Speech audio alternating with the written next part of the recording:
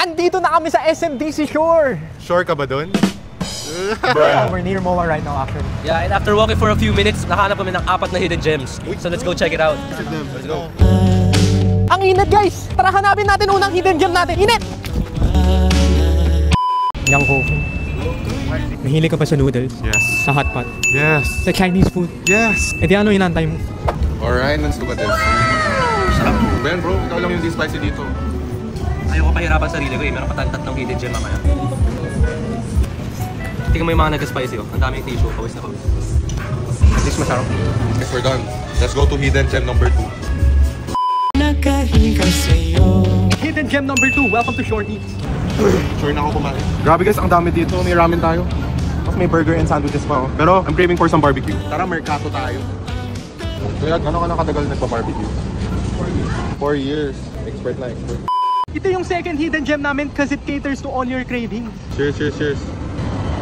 Sarap. Hidden gem 3 na. Habang kumakain ng barbecue. Sidewalk rating 10 out of 10. Kung sana ganito lang lahat ng sidewalk. Andyan lang yung MOA guys. Oh. Malapit na tayo sa spot 3. Tara, tara. Yes, ito na yung sign na inantay mo. FILC Coffee.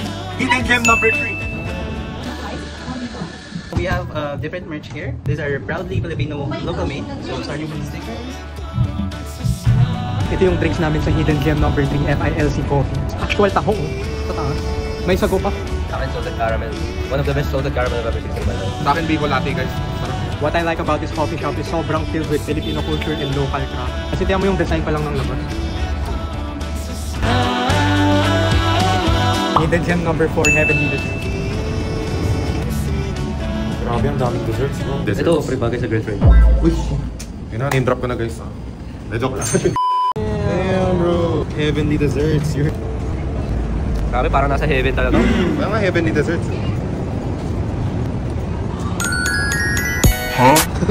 After walking around in SMDC, ito yung top 4 hidden gems namin. Grabe, umabot na kami ng gabi. Solid food trip guys. Go check it out right now. Must visit spots talaga. Gagi, you've never tried Heavenly Desserts? Sa bagay, if you know, you know nga. Parang siyang secret spot here sa MOA.